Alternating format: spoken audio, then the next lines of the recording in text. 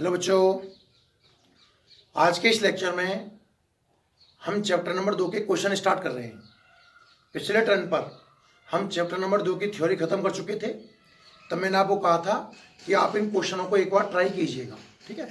तो मैं सारे क्वेश्चन बोर्ड पर कराने वाला हूँ। अगर आप कर चुके हो तो बहुत अच्छा है, नहीं किया है या फिर आपने कर भी लिया है तब भी आपको बहुत ध्यान से देखना है। हो सकता है कि आपका पैटर्न और मेरा पैटर्न दोनों अलग अलग रहे हों, ठीक है ना बच्चों। तो बुक निकालिए अपनी, हम स्टार्ट करते हैं chapter number 2 page number 45। Objective question, बहुचयनात्मक प्रश्न। पहला प्रश्न देखिए ध्यान से, फर्स्ट स्टार्ट करते हैं बच्चों। पहला क्वेश्चन है, एक समरूप आवेशित ठोस अचालक गोले के कारण, एक गोला है ठोस अचालक गोले के कारण विद्युत क्षेत्र की तीव्रता अधिकतम होती है। मतलब कहाँ मैक्सिमम होती है? केंद्र पर, सतह पर, ऐसे बहुत सारे ऑप्शंस दिए हुए हैं। आपको बच्चों याद होगा कि जब मैंने ठोस अचालक गोला पढ़ाया था, ठोस अचालक गोला जब मैंने पढ़ाया था तो उसमें विद्युत क्षेत्र के 3 सूत्र आए थे। ई आउटसाइड, ओ का मतलब समझ आएंगे आप, ई आउटसाइड, उसका सूत्र था K Q upon R square. Clear? E surface, सतह का, K Q upon capital R square, और ई इनसाइड, अंदर का, K Q R upon R cube. ये 3 सूत्र मैंने पढ़े थे। तो मैंने कहा था कि जो बाहर विद्युत क्षेत्र है ई, बाहर की साइड में, वो स्मॉल आर के वर्ग के व्युत्क्रमानुपाती है, और अंदर जो विद्युत क्षेत्र है ई, वो स्मॉल आर के समानुपाती है। फिर हमने इसका एक ग्राफ प्लॉट किया था। इस अक्ष पर मैंने विद्युत क्षेत्र की तीव्रता ई ली थी और इस अक्ष पर मैंने स्मॉल आर लिया था। ये केंद्र था 0, यहां दूरी कहीं ना कहीं कैपिटल आर के बराबर थी, सतह थी। ये वाला हिस्सा कैपिटल आर से बड़ा था और ये वाला हिस्सा कैपिटल आर से छोटा था। तो ग्राफ कैसे बनाया था? अंदर वाला हिस्सा, ये वाला हिस्सा समानुपाती आर के, तो सीधी लाइन आई थी, बढ़ रहा है इलेक्ट्रिक फील्ड, और फिर बाहर व्युत्क्रमानुपाती वर्ग के, तो इस तरह ग्राफ बना था। आपको याद होगा कि ठोस अचालक गोले में जो ग्राफ उनके तैयार हुआ था वो कुछ ऐसा था। तो बच्चों ध्यान से देखिए, केंद्र पर फील्ड कितना है? 0। सतह की ओर बढ़ने पर फील्ड बढ़ता गया, बढ़ता गया, बढ़ता गया, मैक्सिमम हो गया और उसके बाद घट गया। तो ये जो मैक्सिमम इलेक्ट्रिक फील्ड है ये कहां है बच्चों? सतह पर। कहां है? सतह पर। तो अचालक जो गोला है उसमें अधिकतम विद्युत क्षेत्र जो होता है सतह पर होता है। तो ऑप्शन नंबर 6 इसमें सही है, आंसर होगा सतह पर। 0 कहां हुआ? केंद्र पे और अनंत पे, और मैक्सिमम कहां हुआ? सतह पर। क्लियर? ये हमारा क्वेश्चन नंबर 1 था बच्चों, ठीक है। बात करते हैं हम क्वेश्चन नंबर 2 की, ठीक है। देख लो आप एक साथ, स्क्रीन पॉज करके बाद में नोट कर लेना। क्वेश्चन नंबर 2 है, विद्युत क्षेत्र की तीव्रता ई वाले स्थान पर ऊर्जा घनत्व होता है। हम बात कर रहे हैं बच्चों ऊर्जा घनत्व की। याद कीजिए, ऊर्जा घनत्व, ऊर्जा घनत्व का प्रतीक हम ले सकते हैं U और सापेक्ष में V। तो ऊर्जा घनत्व का सूत्र निकल के आया था sigma square upon 2 epsilon not. Last lecture में ही मैंने आपको पढ़ाया है, याद करो आप, कि एक कोई बुलबुला आवेशित है, जब आवेश दिया गया तो उसका आकार बढ़ गया था। क्लियर? आकार बढ़ने के लिए जो कार्य हुआ था वो ऊर्जा के रूप में इकट्ठा हो गया था। ऊर्जा घनत्व निकालने के लिए पहले मुझे ऊर्जा निकालनी पड़ेगी, ऊर्जा निकालने के लिए मुझे कार्य निकालना पड़ेगा, और कार्य के लिए मैं बात करूंगा बल की। सिंपल दाब था sigma square upon 2 epsilon not, याद है आपको? तो वो मैंने एफ अपॉन ए जमा करके एफ का मान निकालिया, ए से मल्टीप्लाई करके, और कार्य के लिए बल गुणा विस्थापन एफ डी आर किया था मैंने, और ए डी आर, ए का मान 4 पाई आर स्क्वायर जमाया था, और 4 pi r square d r d बन गया था, उसको नीचे लेके आया था। याद करना पूरी कहानी। तो ऊर्जा घनत्व ये आता है। या फिर मैंने आपको एक और सिखाया था कि अगर मैं इसमें ऊपर नीचे एप्सिलॉन नॉट से गुना कर दूं तो देखिए क्या बन जाएगा, हाफ। इसको एक साथ लिखिए, क्या आप इसको सिग्मा बटे एप्सिलॉन नॉट का स्क्वायर लिख सकते हो? देखो ध्यान से, सिग्मा स्क्वायर तो यही है, epsilon not Guna epsilon not हो गया एप्सिलॉन नॉट का स्क्वायर। और आप जानते हो ये ई का फॉर्मूला होता है, तो एक और आएगा हाफ, इसको पहले लिख दीजिए एप्सिलॉन नॉट ई स्क्वायर। ये भी ऊर्जा घनत्व है और ये भी ऊर्जा घनत्व है। ऊर्जा घनत्व मतलब एकांक आयतन की ऊर्जा है ना, तो ऊर्जा घनत्व के हमारे पास दो सूत्र हैं, कौन कौन से? Sigma square upon 2 epsilon not, ठीक है बच्चों, और दूसरा है half epsilon not E square. Clear?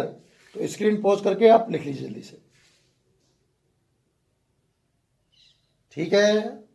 रफ्तार में लिखो, स्क्रीन पॉज कर लो और लिख लो, ठीक है?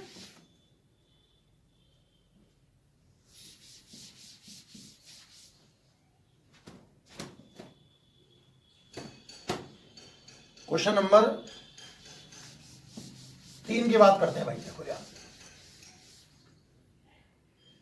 क्वेश्चन नंबर 3 ट्राई किया आप लोगों ने? क्वेश्चन नंबर 3 बोल रहा है कि 0.2 मीटर भुजा वाले वर्ग के केंद्र पर, एक वर्ग दिया हुआ है इसने, सॉरी घन, एक घन की बात करवा रहा है, घन बना दिया हमने। ये लो, घन जानते हो ना, कमरे के आकार का, लंबाई चौड़ाई ऊंचाई सब बराबर होंगी।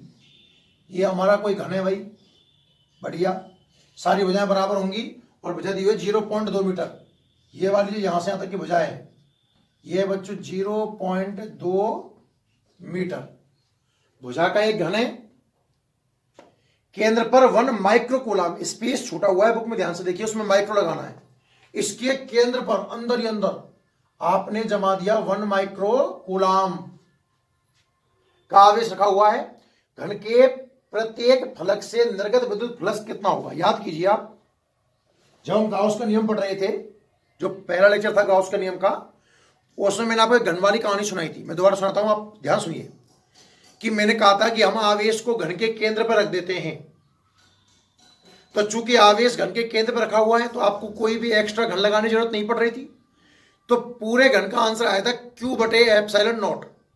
और चूंकि उस स्थिति में फलक, उस स्थिति में जो फ्लक्स है वो 6 फलकों से बाहर निकल रहा है, तो एक के बट में कितना आएगा? Q/6 epsilon not. वही एक क्वेश्चन है। 0.2 मीटर भुजा का घन है, सेंटर पर 1 माइक्रो कूलाम का आवेश है, घन के प्रत्येक फलक से निर्गत विद्युत फ्लक्स, यहां लिखूंगा मैं कि जब आवेश घन के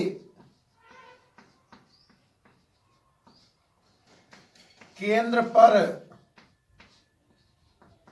रखा हो तो घन के प्रत्येक फलक यानी कि सतह से निर्गत फ्लक्स कितना होगा? Q/6 एप्सिलॉन नॉट होगा।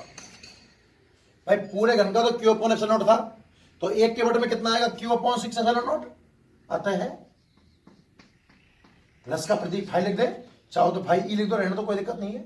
Q आगे से 1 माइक्रो कूलाम, तो 1 × 10⁻⁻⁶, और एप्सिलॉन नॉट फिक्स है 8.85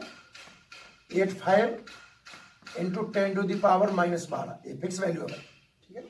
जैसे के फिक्स है 9 × 10⁹ ऐसे ही एप्सिलॉन नॉट की वैल्यू फिक्स है 8.85, याद कर लेना, 10⁻12। इसको सॉल्व कीजिएगा तो कितना आता है? कैसे सॉल्व करें? 2 पॉइंटों खा जाए तो ऊपर 2 जीरो बढ़ जाएंगी, तो बच्चों आपको दिखेगा ये 100 बटे 885 गुणा 10 की घात +12 और माइनस से मिलकर प्लस के 6 हो जाएंगे। कैंसिल कीजिए 5 से, तो 5 से ये तो कट जाएगा 20 बार, और 5 एकम 5, 3 38, 5 7 35, 3 35, फिर 7 बार। ठीक है, एक जीरो आप चाहो तो ध्यान ले लीजिए इसमें से, तो आपको ये दिख जाएगा शायद 200/177 गुणा 10⁵5। तो कितना निकल के आया 5।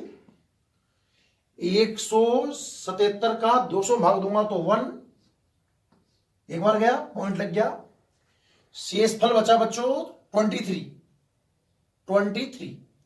पॉइंट लगेगी, फिर जीरो आ जाएगी। 230 में भाग कितनी बार गया, एक बार।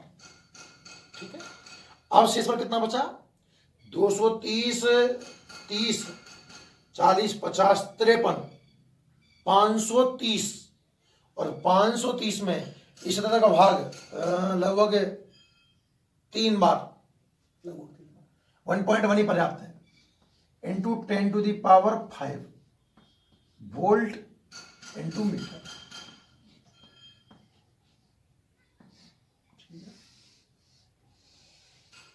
तो आपका आंसर है, कौन सा ऑप्शन है चेक कीजिएगा। ऐसा कोई ऑप्शन है क्या, हाँ ये रहा 1.1 10⁴ कैसे आ रहा है भाई, 1.12 10⁴ एक बार चेक करना। 10⁻⁻6 8.85 गुणा 10⁻12, 12 ऊपर गए, 2 0 100,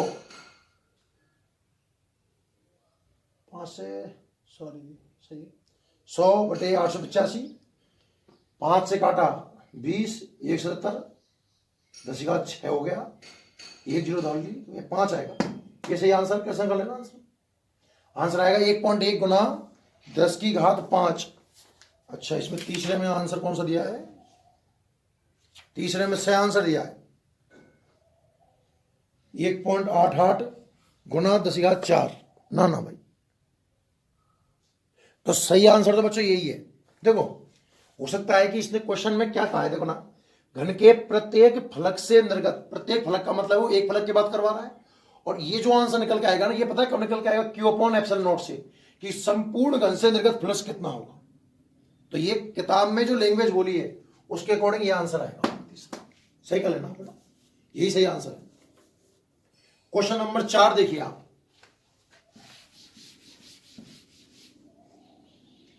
देखो क्वेश्चन नंबर 4 में कह रहा है ये, एक घन के अंदर ±Q आवेश वाले 2 विद्युत द्विध्रुव। क्वेश्चन नंबर 4 है, वापस से वही घन की बात करवा रहा है कि एक घन है, आप चित्र बनाना चाहो तो बनाओ, नहीं कोई जरूरी नहीं होता है वैसे भी। ये हमने एक घन बना दिया, ठीक है। इस घन के अंदर ±Q आवेश वाले 2 विद्युत द्विध्रुव एक दूसरे के लंबवत रखे हुए हैं। घन से निर्गत कुल फ्लक्स कितना होगा, आप सोचो एक मिनट के लिए।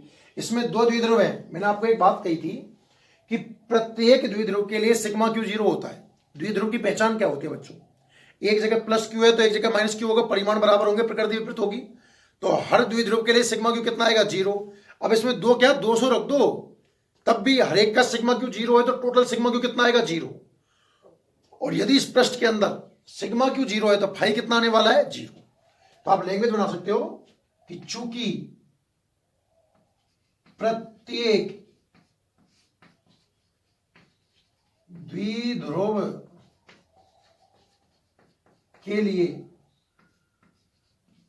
σQ बराबर 0 होता है, अतः इस स्थिति में जो प्रश्न में कह रहा है, इस स्थिति में σQ कितना होगा, 0। और चूंकि फाई बराबर होता है σQ/ε0, तो σQ 0 जमाते ही फाई कितना आ जाएगा, 0। मतलब उस पृष्ठ से परिबद्ध आवेश कितना रहा होगा, 0 रहेगा। ठीक है, वो कितने ही द्विध्रुव रख दे, किसी भी कोण पर रख दे, आपको कंफ्यूज होने की कोई जरूरत नहीं है, क्योंकि द्विध्रुव की स्थिति में तो फ्लक्स हमेशा कितना आता है, 0। क्योंकि जब भी द्विध्रुव रखेगा तो σQ कितना हो जाएगा, 0। क्लियर है बच्चों, यहां पे लिख लिया होगा, नहीं लिखा है तो आप स्क्रीन पॉज करके लिख लें, ठीक है ना। नेक्स्ट क्वेश्चन नंबर 5,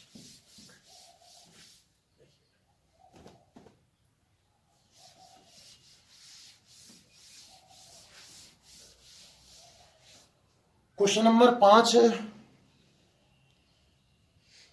एक साबुन के बुलबुले को, अभी हमने लास्ट लेक्चर में पढ़ाया हुए, ठीक है ना, साबुन के बुलबुले को ऋणात्मक आवेश देने पर उसकी त्रिज्या में मतलब क्या प्रभाव आएगा, बढ़ेगी घटेगी, क्या कहना चाह रहा है। देखिए 5वां क्वेश्चन, मान लीजिए कि ये हमारा एक साबुन का बुलबुला है। साबुन का बुलबुला बच्चों चालक होता है। आपने इसको ऋणावेश दिया तो चूंकि अंदर द्रव्यमान होगा ही नहीं, ये ऋणावेश सतह पर समान रूप से फैल जाएगा, ठीक है। अब यदि इसकी सतह को अल्पांशों में बांट दें तो हर अल्पांश सतह के लंबवत दाब महसूस करता है। और मैं आसान भाषा में बोलूं कि कोई ये चालक है, ये मानो आप तो, कि चालक को आवेश दिया जाता है तो सतह का प्रत्येक बिंदु सतह के अभिलंबवत क्या महसूस करता है, दाब। तो ये बताओ कि जब साबुन के बुलबुले को आपने आवेशित किया है तो क्या इसका प्रत्येक बिंदु सतह के लंबवत दाब महसूस करेगा, दूर बढ़ना चाहेगा। तो कुछ देर बाद इसकी स्थिति ऐसी हो जाएगी, मतलब आवेशित साबुन के बुलबुले की त्रिज्या क्या होगा, बढ़ जाती है भाई। आप साबुन के बुलबुले को आवेशित करोगे तो कुछ देर बाद उसकी त्रिज्या बढ़ जाएगी, ठीक है। नेक्स्ट क्वेश्चन नंबर 6 देखिए, क्वेश्चन नंबर 6 देखिए बच्चों।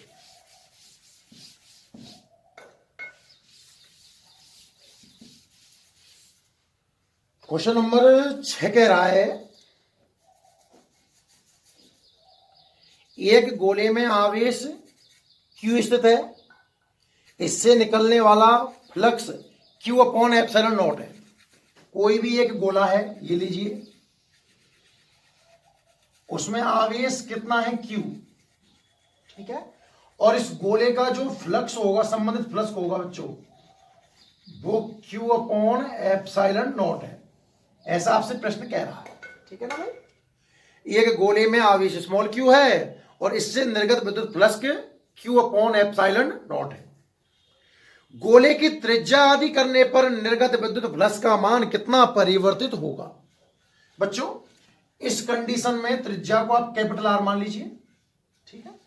अगला क्वेश्चन कह रहा है कि इसकी त्रिज्या आधी कर दी जाए, वही गोला, बस त्रिज्या कितनी कर दी, आधी, R/2 मान लीजिए। आवेश अभी भी कितना है, Q। तो अब बताओ फ्लक्स कितना होगा। सोचिए, मैंने आपको एक बात कही थी, अब आप सोचो फाई कैसे निकालोगे, सिग्मा क्यू बटे एप्सिलॉन नॉट से। तो सिग्मा क्यू तो अभी भी क्यू ही है ना। एक तरीके से इसने गाउसियन पृष्ठ का आकार छोटा किया है, पर आपको पता है कि फ्लक्स गाउसियन पृष्ठ पर डिपेंड नहीं करता। तो त्रिज्या आदि करने से फ्लक्स में कोई परिवर्तन नहीं आएगा। लॉजिकली आंसर ले सकते हो कि चूंकि विद्युत फ्लक्स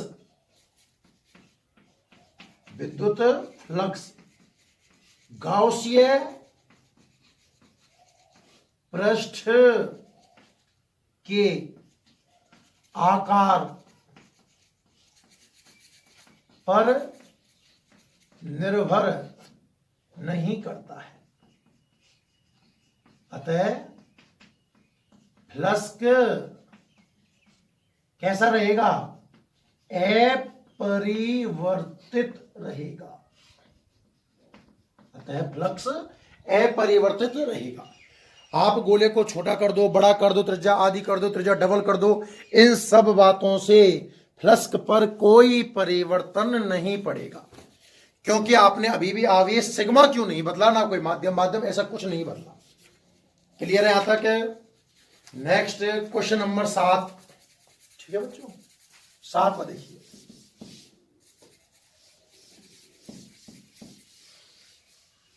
क्वेश्चन नंबर 7 क्या कह रहा है, पढ़िए।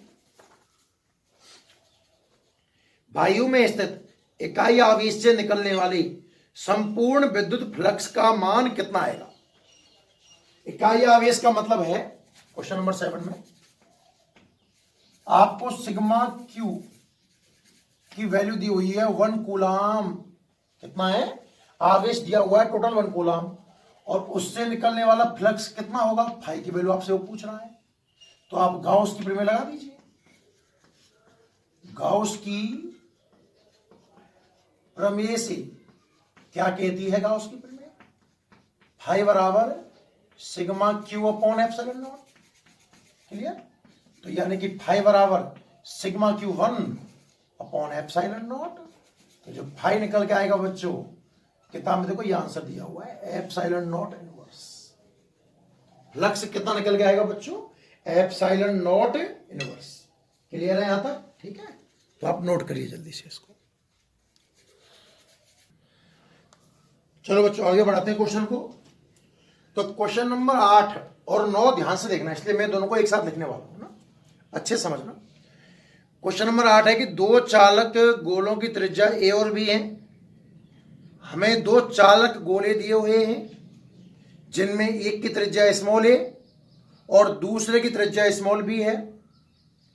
इन्हें समान पृष्ठ आवेश घनत्व से आवेशित करने पर, देखो मैं डायग्राम बनाऊंगा आपकी सहायता के लिए, कि ये मान लो मुझे दो गोले दिए गए हैं, पहला गोला और दूसरा गोला।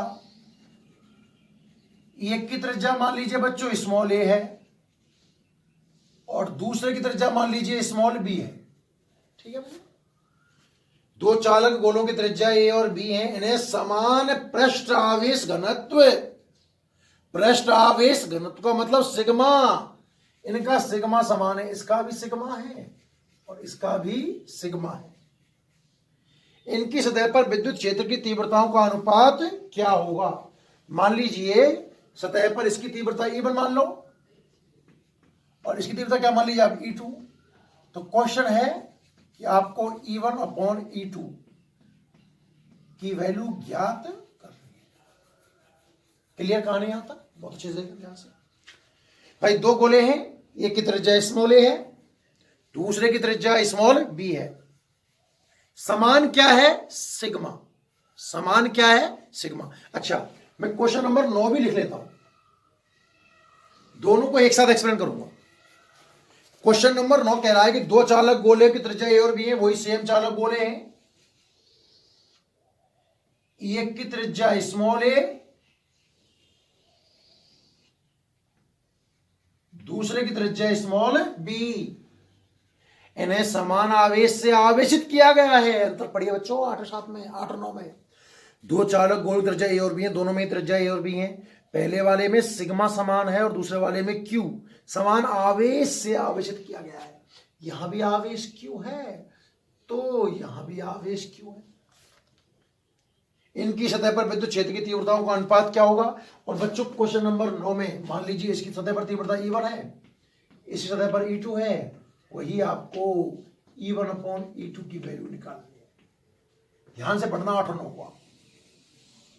देखिए दोनों क्वेश्चन एक जैसे हैं काफी हद तक। दोनों में दो दो गोले लिए गए हैं जिनकी त्रिज्या स्मॉल ए और स्मॉल बी है। पहले वाले में सिग्मा कॉमन है, दूसरे वाले में क्यू कॉमन है और हमें तीव्रता E1 और E2 की निकालनी है। तो बच्चों क्यू की टर्म में तो मैं सूत्र जानता हूं, इसको देखना पहले कि चालक गोले के लिए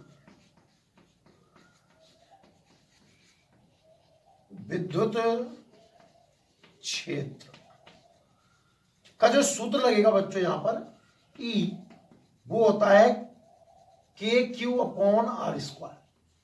सतह के लिए आपने पढ़ा है ना, चालक गोले की सतह पर जो विद्युत क्षेत्र आता है वो आता है बच्चों KQ अपॉन R स्क्वायर। ठीक है ना। तो अब पहले गोले के लिए इसको E1 लिखना चाहो, अतः E1 हो जाएगा बच्चों KQ अपॉन त्रिज्या कितनी है A, इसका स्क्वायर, और E2 मतलब KQ अपॉन B का स्क्वायर। क्लियर है। आपको तो वैल्यू चाहिए E1 बटा E2 की, E1 बटा E2 की। तो E1 बटा E2 कितना है देखना ध्यान से, KQ अपॉन A स्क्वायर, इसका उल्टा नीचे की वजह से। तो जो आंसर निकल के आया E1 बटे E2 बराबर वो आएगा बच्चों B² अनुपात A²। करने के कई तरीके हैं, थोड़ा ठीक ठाक तरीका है बड़ा सा, इसलिए मैंने आपको ये लिख दिया है। आप यहां से फील कर सकते इस बात को कि E बराबर KQ/R² है बच्चों। K तो कांस्टेंट होता ही है, Q भी कांस्टेंट है, इसका मतलब E व्युत्क्रमानुपाती है R² के, E R² के व्युत्क्रमानुपाती है। तो E1 बटे E2 बराबर त्रिज्या का स्क्वायर करके उल्टा करना है, तो A² नीचे पहुंच के B² ऊपर आ गया। कैसे समझ लीजिए सबकी इच्छा हो, इंपॉर्टेंट है ये क्वेश्चन। दो चालक गोले हैं, समझ में आया कि नहीं आए? दो चालक गोले A और B थे, सॉरी त्रिज्या A और B थी, आवेश समान था तो आवेश के टर्म में लगाया। सिग्मा की टर्म में आप याद करो, चालक गोले का विद्युत क्षेत्र क्या होगा? चालक गोले का विद्युत क्षेत्र किसकी टर्म में चाहिए आपको? सिग्मा की टर्म में। क्यों? क्योंकि सिग्मा क्या दिया हुआ है इसने? बराबर। यहां क्या बराबर था? आवेश। तो सूत्र आवेश की टर्म में चाहिए था, जो तो सिंपल आप जानते ही हो, लेकिन सिग्मा के लिए मैंने आपको कहा था बच्चों, सिग्मा अपॉन एप्सिलॉन नॉट याद करो। तीव्रता का सूत्र क्या होता है? कैसी भी आकृति का चालक हो, सिग्मा की टर्म में सूत्र सिग्मा अपॉन एप्सिलॉन नॉट ही होता है चालक के लिए, याद कर लेना। तो यहां से अगर मैं E1 की बात करूं तो वो भी सिग्मा अपॉन एप्सिलॉन नॉट आएगा, और E2 की बात करूं वो भी सिग्मा अपॉन एप्सिलॉन नॉट आएगा। दोनों एक जैसे हैं, ध्यान से देखो। तो ये तो बहुत सरल क्वेश्चन हो गया कि E1 और E2 का अनुपात आ गया बच्चों 1:1। क्लियर है? अगर दोनों का पृष्ठावेश घनत्व समान है, सिग्मा समान है, तब तो आंसर है 1:1। ठीक है? और जब दोनों का आवेश बराबर है तब आंसर है B² अनुपात A²। क्लियर? दोनों बहुत अच्छे क्वेश्चन हैं, आप जल्दी से इनको नोट कर लीजिए। ठीक है, फटाफट लिखिए। चलो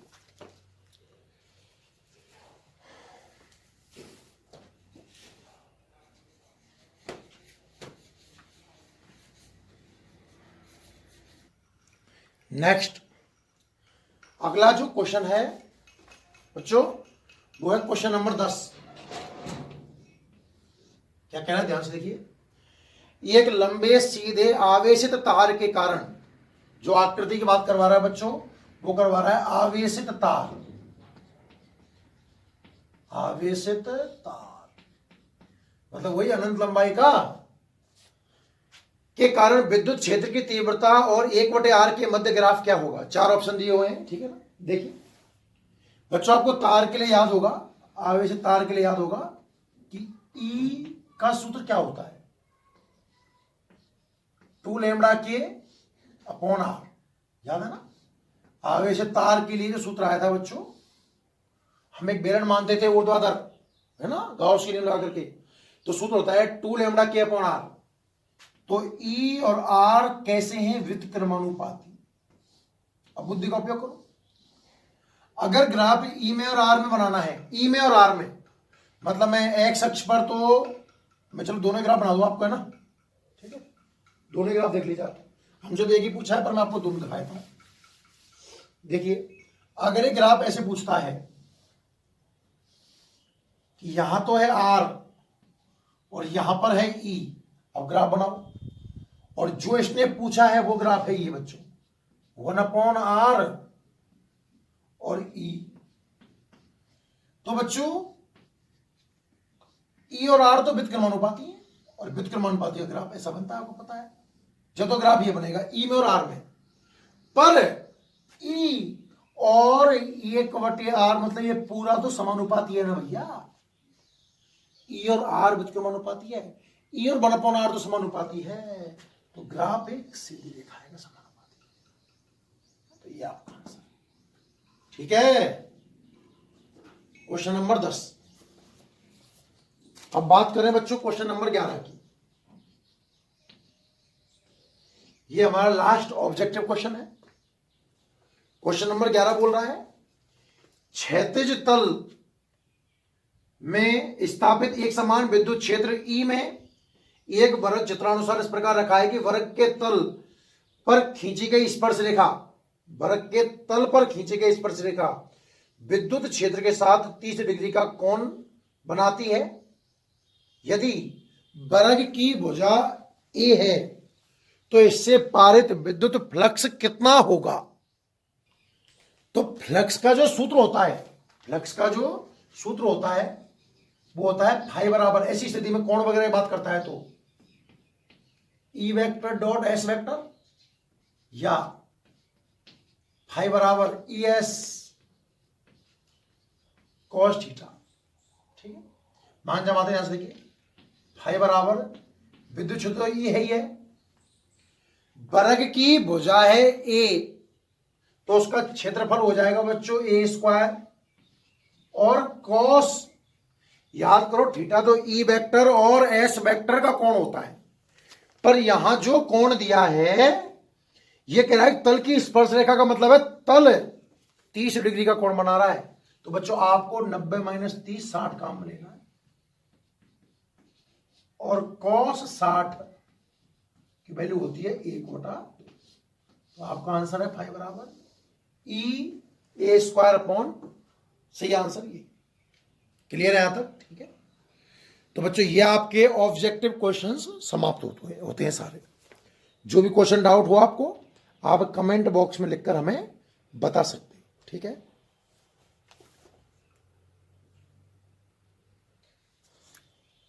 ठीक है बच्चों, तो अब बात करें लघुत्रात्मक प्रश्नों की। अति लघुत्रात्मक प्रश्न हो चुके हैं, आप वापस से करके देखें, कर बैठ के एक बार, नहीं होता है तो आप हमसे पूछ सकते हो। ठीक, बात करें अति लघुत्रात्मक प्रश्न नंबर 1 की। तो पढ़िए, पहला प्रश्न क्या बोल रहा है कि विद्युत क्षेत्र ई वेक्टर में रखे, कोई विद्युत क्षेत्र है ई वेक्टर, उसमें रखे किसी क्षेत्रफल अल्पांश से निर्गत विद्युत फ्लक्स का मान 0 कब होता है? एक विद्युत क्षेत्र है ई वेक्टर, ठीक है, और कह रहा है कि उसमें कोई क्षेत्रफल रखा हुआ है। देखिए ध्यान से, चित्र से देखिए आप, तो ये आपका कोई विद्युत क्षेत्र है ई वेक्टर, क्लियर, इसमें कोई क्षेत्रफल रखा हुआ है एस, जिसका अभिलंब मान लीजिए कोण बना रहा है यहां से थीटा। कितना बना रहा है? थीटा। बच्चों फाई का जो सूत्र होता है वो होता है E S cos theta. Clear? अब बोल रहा है कि फ्लक्स 0 कब होगा, तो भैया फाई की जगह 0 जमाना, 0 बराबर ई एस कॉस थीटा। अब सोचिए आप, तीन चीजें ई एस और कॉस थीटा, इनका गुणनफल कितना आ रहा है? 0। 3 स्टेप है मेरे पास, ई एस और कॉस थीटा, इन तीन का गुणा कितना आ रहा है? 0। और किन्हीं भी 3 संख्याओं का गुणा 0 कब हो सकता है? जब उनमें से कम एक 0 अवश्य हो। 3 अशून्य संख्याओं का गुणनफल कभी भी 0 नहीं आएगा। 3 का गुणा 0 कब आएगा? जब उनमें से कोई एक 0 हो। तो या तो ई बराबर 0 है, पर चूंकि कोई ना कोई विद्युत क्षेत्र है तो ई तो 0 है ही नहीं है, E is not equal to 0। या एस 0 हो तो बच्चों एस भी 0 नहीं है, क्योंकि सतह रखी हुई है तो कुछ ना कुछ तो क्षेत्रफल होगा ही होगा। अर्थात क्या निकल के आया कि कॉस थीटा 0 है, कॉस थीटा 0 है, और कॉस थीटा 0 है तो थीटा की वैल्यू कितनी है? 90 डिग्री। अगर ये कंडीशन है तो फाई की वैल्यू कितनी आएगी? 0।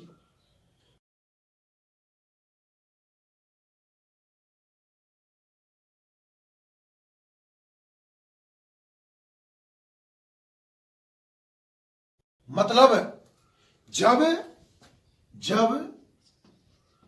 ये थीटा आपको याद हो तो ई वेक्टर और एस वेक्टर के बीच का कोण है, तो जब क्षेत्रफल सदिश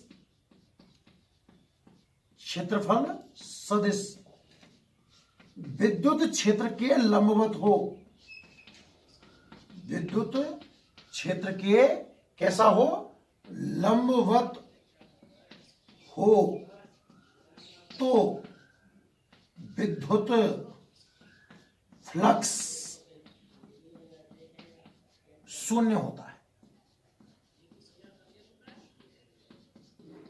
शून्य होता। कहानी समझ में आई कि नहीं आई बच्चों? ध्यान से देखिए कि नॉर्मल जब हम कोई विद्युत क्षेत्र में कोई सतह रखते हैं तो बच्चों फाई का सूत्र होता है ES cos theta, ES cos theta. Plus के कितना बनाना है? 0, कि प्लस के 0 कब होगा? फाई को 0 पर कर दिया, 0 बराबर ES cos थीटा। मतलब इन तीन में से कोई एक 0 है, ये 0 नहीं है, ये 0 नहीं है, मतलब ये 0 है। मतलब थीटा कितना है? 90। थीटा है क्या? E वेक्टर और S वेक्टर के कोण का कोण, मध्य का कोण। मतलब जब क्षेत्रफल सदिश विद्युत क्षेत्र के साथ में 90 डिग्री यानी कि लंबवत हो तब आपका फ्लक्स कितना आएगा? 0। क्लियर है ना? क्वेश्चन नंबर 2 देखिए। क्वेश्चन नंबर 2 कह रहा है कि एक समरूप, आप लोग इसको स्क्रीन पॉज करके लिख लेना ना। क्वेश्चन नंबर 2 समझ लीजिए चाहो, या आप चाहो तो इसको स्क्रीन पॉज करके पहले लिख लो, जल्दी को, चलो लिख लो।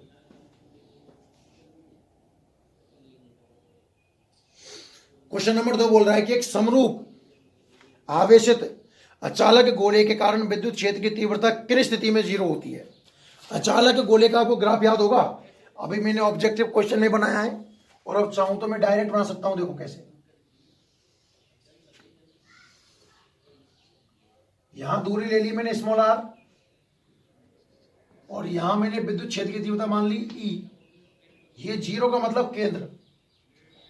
दूरी बढ़ते बढ़ते कहीं ना कहीं जो दूरी है स्मॉल r वो कैपिटल R यानी त्रिज्या के बराबर आएगी। सतह की बात कर रहा हूं। इस हिस्से में स्मॉल r छोटा है और इस हिस्से में स्मॉल r बड़ा है। ये सतह है, ये अंदर और ये बाहर। अंदर सूत्र है KQR बटे RQ, स्मॉल r के समानुपाती, और बाहर है वर्ग के व्युत्क्रमानुपाती। क्लियर है? तो मैक्सिमम तो कहां हुआ? सतह पर। बोल रहा है कि 0 कहां है? तो बच्चों 0 एक तो केंद्र पर नजर आ रहा है और एक कहां नजर आएगा? अनंत पर। तो आंसर होगा कि आवेशित अचालक गोले के कारण कहां कहां पर? केंद्र पर तथा अनंत पर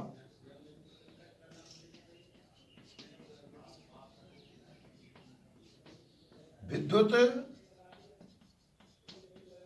क्षेत्र की तीव्रता 0 होगी। आवेशित अचालक गोले के कारण एक तो केंद्र पर और दूसरी कहां? अनंत पर विद्युत क्षेत्र की तीव्रता कितनी होगी? 0 होगी। क्लियर? तो दो आंसर अंडरलाइन कर देना इनको, एक तो केंद्र पर और एक है अनंत पर, है ना? और इसमें मेन आंसर कहां है? लंबवत। नोट कर लीजिए। चलो, ये हो गया हमारा क्वेश्चन 2।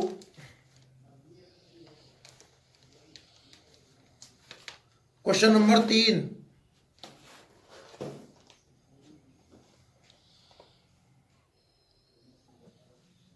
ठीक है बच्चों। नेक्स्ट जो क्वेश्चन है हमारा, क्वेश्चन नंबर 3, वो कह रहा है कि आवेशित चालक के इकाई क्षेत्रफल पर लगने वाले बल। इकाई क्षेत्रफल पर बल का मतलब है दाब, P बराबर है अपॉन A। तो इकाई क्षेत्रफल बल पूछ रहा है, इसका मतलब दाब पूछ रहा है। आवेशित चालक की इकाई क्षेत्रफल पर लगने वाले बल यानी कि दाब बोल सकता हूं मैं इसको। मतलब आवेशित चालक पर दाब का सूत्र लिखिए और इसकी दिशा भी बताइए। क्वेश्चन नंबर 3, मैंने आपको कहा था कि जब भी हम कोई चालक लेंगे उसको आवेश देंगे तो वो आवेश कहां फैल जाएगा? सतह पर। अब सतह को अल्पांशों में बांटेंगे तो प्रत्येक बिंदु सतह के अभिलंबित दाब महसूस करता है। तो ये कह रहा है कि परिमाण कितना है और दिशा कितनी है। तो याद होगा वो pressure sigma square upon 2 epsilon naught या half epsilon naught E square, एक ही बात है। ये तो प्रेशर है और दिशा सतह के अभिलंबित। तो आंसर इसी क्वेश्चन से टिपेंगे कि आवेशित चालक के इकाई क्षेत्रफल पर लगने वाला बल sigma square upon 2 epsilon not होगा। ये आप याद रखें, इकाई क्षेत्रफल पर बल का मतलब दाब की बात करवा रहा है। तो एक आंसर तो बच्चों हमारा ये हो गया, कितना, sigma square upon 2 epsilon not होगा, जिसकी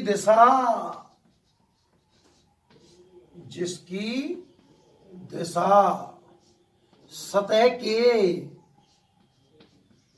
अभिलंबवत होगी, सतह के अभिलंबवत होगी। ठीक है, तो ये हमारा आंसर कि जो आवेशित चालक है, आपको ये नहीं लिखना ऊपर का वाले, कोई दिक्कत नहीं है, मेन जो आंसर है बच्चों वो ये है। और आप आंसर बनाना सीखिए। सबको पता है कि sigma square upon 2 epsilon not होता है, सतह के लंबवत होता है। तो उन चीजों को मैंने प्रश्न की लैंग्वेज में ही जोड़ दिया कि जो आवेशित चालक है, इसके इकाई क्षेत्रफल पर लगने वाला बल sigma square upon 2 epsilon not है, और इसकी दिशा सतह के अभिलंबवत है। क्लियर है? क्वेश्चन नंबर 4, विद्युत आवेश के कारण ऊर्जा कहां संग्रहित होती है? तो बच्चों इसका आंसर आप सीधे याद रखें, विद्युत, क्या बोला है इसने लैंग्वेज में, विद्युत आवेश के कारण, विद्युत आवेश के कारण ऊर्जा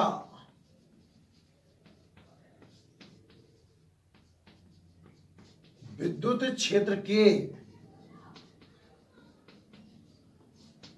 आयतन में संग्रहित, बोला है क्या, संग्रहित होती है।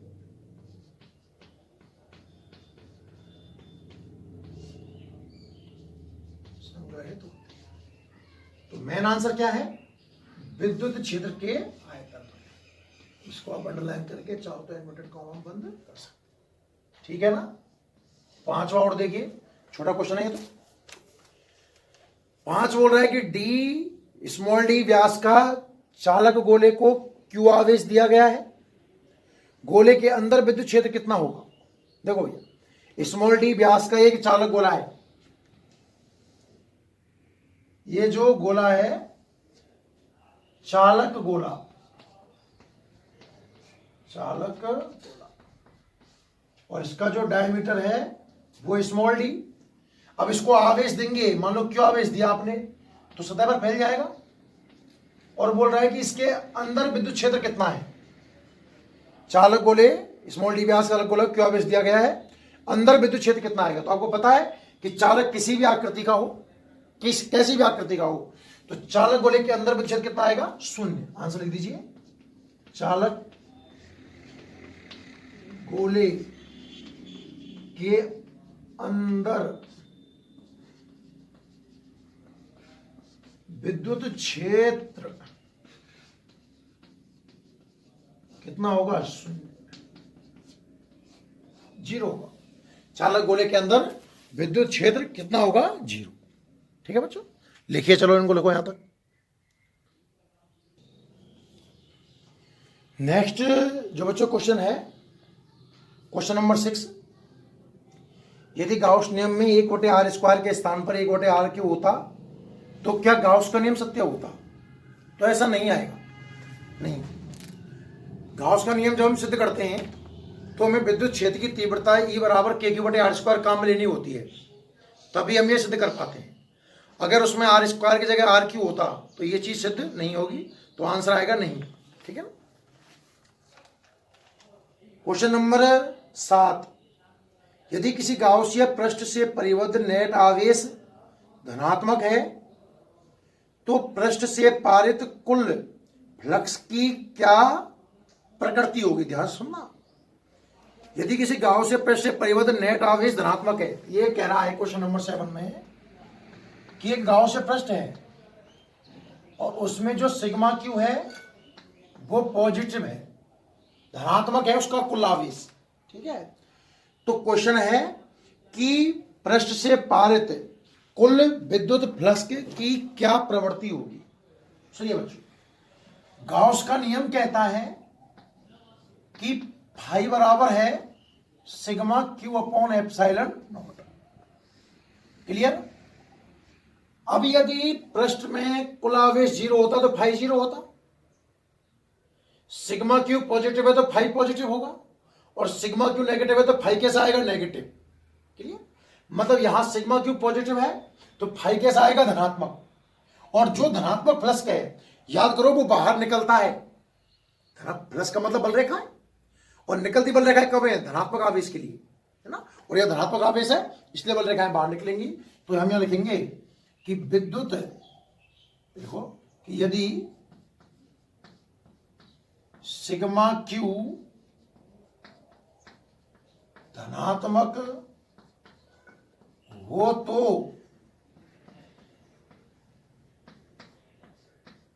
विद्युत फ्लक्स धनात्मक होगा, पहली बात तो, तथा पृष्ठ से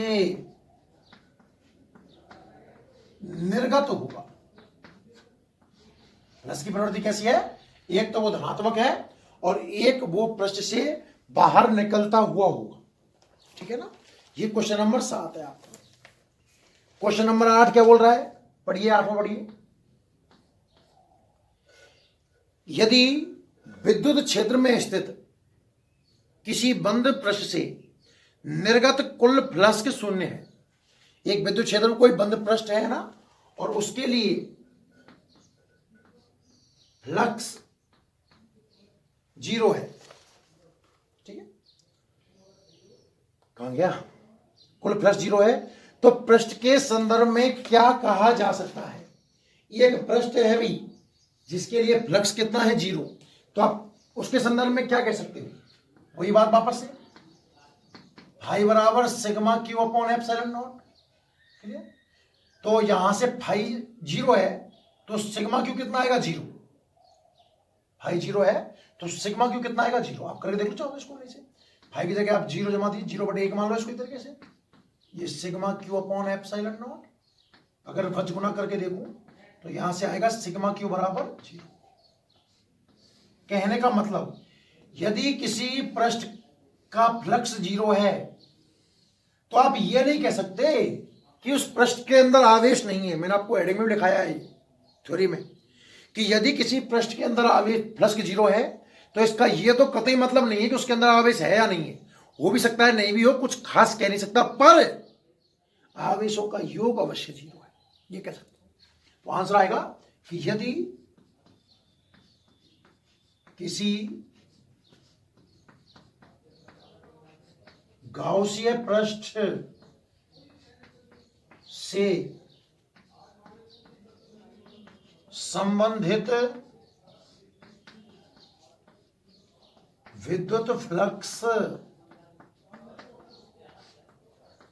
0 हो तो उस गाउसीय पृष्ठ से परिबद्ध कुल आवेश 0 होगा। यदि किसी गाउसीय पृष्ठ से संबंधित विद्युत फ्लक्स 0 है तो आप उसके बारे में क्या कह सकते हो कि गाउसीय पृष्ठ से परिबद्ध कुल आवेश कितना होगा? 0। अब हो सकता है उसमें धनावेश हो, ऋणावेश हो, लेकिन सबका जो टोटल बैठेगा, जो सिग्मा क्यू आएगा बच्चों, वो कैसा आएगा? 0। ठीक है ना। चलो नोट करो इसको। नेक्स्ट जो हमारा क्वेश्चन है, क्वेश्चन नंबर 9, देखिए ध्यान से। क्वेश्चन नंबर 9 बता रहा है कि यदि किसी गाउसीय पृष्ठ के अंदर नेट आवेश 0 है, मतलब आपको सिग्मा क्यू 0 दिया हुआ है, गाउसीय पृष्ठ का नेट आवेश 0 है, तो इसका अर्थ यह है कि पृष्ठ के प्रत्येक बिंदु पर विद्युत क्षेत्र की तीव्रता भी 0 है। कहना चाह रहा है कि यदि किसी गांव से पृष्ठ में सिग्मा क्यू 0 है तो क्या उसमें हर जगह ई 0 होगा, हाँ या ना, ये देखना है मुझे। तो देखते हैं, चलो। आपने गाउस की प्रमेय पढ़ी है विद्युत क्षेत्र से संबंधित। मैं ये पढ़ता हूं close integration E vector dot ds vector बराबर sigma q upon epsilon naught. Clear है यहां तक? आगे देखिए, चूंकि सिग्मा क्यू की वैल्यू कितनी है, 0, 0 जमाइए तो ये बनेगा close integration E vector dot ds vector बराबर 0। ठीक है, और जब close integration E vector dot ds vector बराबर 0 है तो इसका मतलब है कि ई वेक्टर लंबवत होगा ds वेक्टर की। मेरी बात आप ध्यान समझिए। यदि किसी गाउसिय पृष्ठ के अंदर कुल आवेश 0 है तो विद्युत क्षेत्र के बारे में आपका क्या विचार है, ये क्वेश्चन था। सिग्मा क्यू 0 है, मैंने गाउस की प्रमेय लगाई, ये लिखा, सिग्मा क्यू 0 जमा के देखा, ये निकल के आया। और अगर ई वेक्टर डॉट ds वेक्टर 0 है तो ये तब है जब ई वेक्टर और ds वेक्टर कैसे हो, लंबवत। ये क्वेश्चन भी था हमारा एक। तो ये कह रहा है कि ई वेक्टर और ds वेक्टर लंबवत है। इसने ये कहा कि हर जगह ई वेक्टर कितना है, 0। तो आंसर आएगा नहीं, ऐसा नहीं है। कि यदि आंसर लिख दो आप, कि यदि किसी गाउसिय पृष्ठ से परिबद्ध कुल आवेश 0 हो तो उसके प्रत्येक बिंदु पर ई मतलब विद्युत क्षेत्र है 0 होगा। यह सत्य नहीं है, यह सत्य नहीं है। क्लियर है यहां तक? ये था आपका क्वेश्चन नंबर 9। नेक्स्ट जो हमारा क्वेश्चन है, क्वेश्चन नंबर 10, इसी क्वेश्चन है, बिल्कुल थ्योरेटिकल है। रेखीय आवेश घनत्व को परिभाषित कीजिए। रेखीय आवेश घनत्व सिग्मा, इसकी आपको परिभाषा बनानी है। तो आपको याद होगा सिग्मा का सूत्र होता है क्यू बटा ए। सिग्मा होता है क्यू अपॉन ए। देख लो, बना के देख लो, बनाना सिखाऊं आपको। सिग्मा बराबर क्यू अपॉन ए, एकांक अनुप्रस्थ काट पर आवेश। ठीक है ना? यदि आवेश वितरण पृष्ठीय हो तो एकांक क्षेत्रफल पर स्थित आवेश क्या कहलाता है?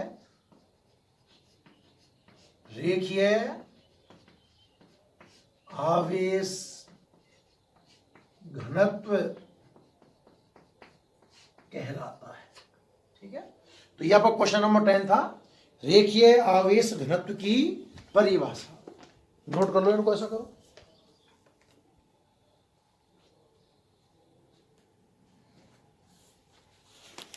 नेक्स्ट बात करें क्वेश्चन नंबर 11 की।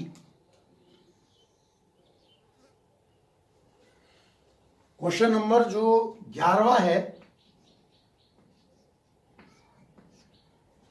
पढ़िए। सिग्मा पृष्ठ आवेश घनत्व वाली एक आवेशित परत के एक ओर से दूसरी ओर जाने पर विद्युत क्षेत्र में कितना परिवर्तन आएगा? पहले तो एक आवेशित परत मानिए,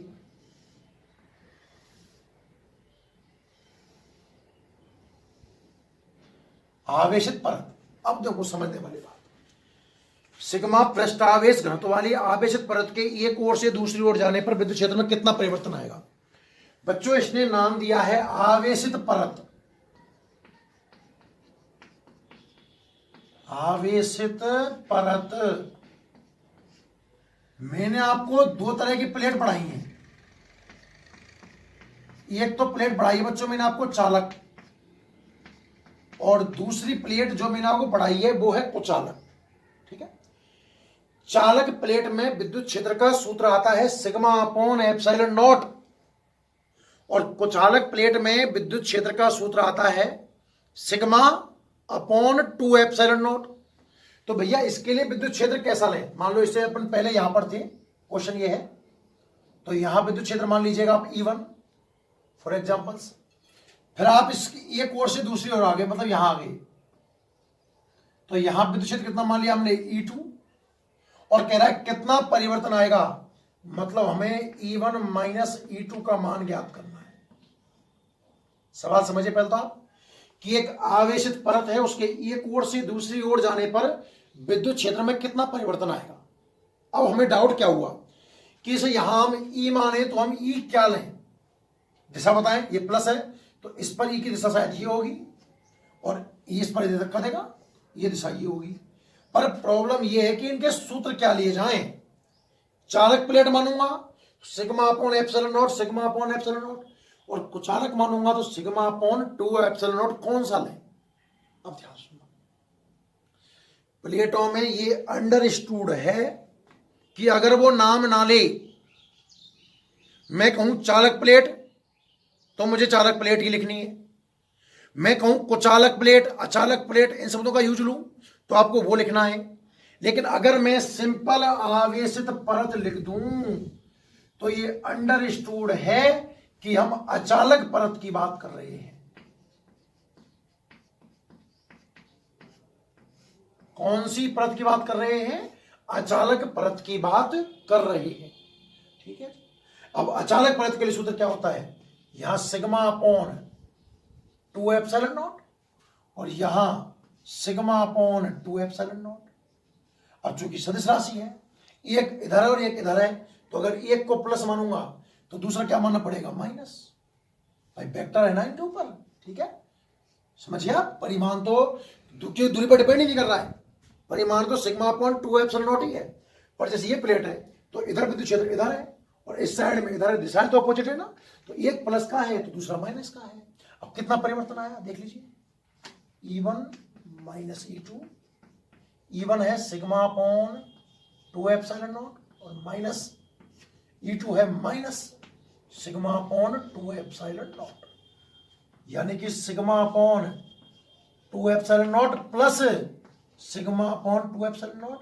कहने का मतलब सिग्मा अपॉन एप्सिलॉन नॉट।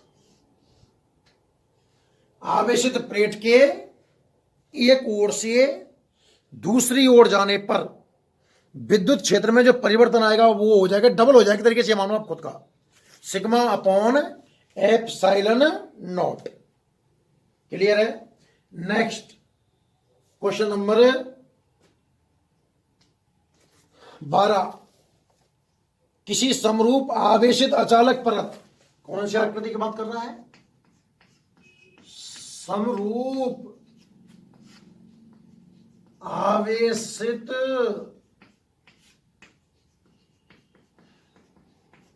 अचालक परत की बात करवा रहा है भाई ना। समरूप आवेशित अचालक परत के कारण विद्युत क्षेत्र की तीव्रता का दूरी छत ग्राफ बनाइए। भाई देखो, अचालक परत के लिए जो E का सूत्र है वो है सिग्मा अपॉन 2 एप्सिलॉन नॉट। तो क्या ये दूरी पर डिपेंड कर रहा है क्या? नहीं। मतलब मैं यहां तो लूं E वेक्टर, यहां लू मैं R वेक्टर, ये centre does not depend distance, तो ग्राफ ये वाला आएगा, ना घट रहा है ना बढ़ रहा है, कांस्टेंट का ग्राफ है। ठीक है ना। क्वेश्चन नंबर 13, समरूप आवेशित अचालक गोले के कारण उसके केंद्र पर विद्युत क्षेत्र की तीव्रता का मान कितना आता है? 0। अचालक गोले का ग्राफ अभी मैंने थोड़ी देर पहले बनाया था। अचालक गोले का ग्राफ कुछ ये वाला आया था, तीसरी बार बना रहा हूं उसको। देखो मैं, दूरी R, तीव्रता E 0, यहां दूरी त्रिज्या के बराबर, यहां त्रिज्या से बड़ी और यहां त्रिज्या से छोटी। अंदर समानुपाती और बाहर व्युत्क्रमानुपाती। तो सेंटर पर ई कितना आएगा 0। तो अचालक गोले के लिए केंद्र पर विद्युत क्षेत्र का मान कितना आएगा 0 आएगा। क्लियर है? क्वेश्चन नंबर 13 ठीक है। 14 क्वेश्चन नंबर 14 और देखिए, यदि आवेश Q गोले के केंद्र पर रखा हुआ है, अब यदि आवेश को समान आयतन के बेलनाकार पृष्ठ के अंदर रख दिया जाए, दोनों स्थितियों में निर्गत विद्युत फ्लक्स का अनुपात क्या होगा? क्वेश्चन यह है कि पहली स्थिति में देखिए, लास्ट क्वेश्चन है इस वीडियो का, है ना। क्वेश्चन नंबर 14, पहले तो आवेश Q को एक गोले में रख दिया, फिर उसी आवेश Q को एक बेलन में रख दिया। इसका फ्लक्स φ1 मान लें भाई, तो Q/ε0 गाउस की प्रमेय से, और इसका फ्लक्स φ2 मान लें, तो ये भी Q/ε0। तो मैंने आपको ये बता रखा है कि गाउसियन पृष्ठ की आकृति, आकार, इन सब बातों पर फ्लक्स डिपेंड नहीं करता है। तो इसका अनुपात कितना आएगा 1:1। आंसर क्या देखेंगे कि चूंकि विद्युत फ्लक्स का मान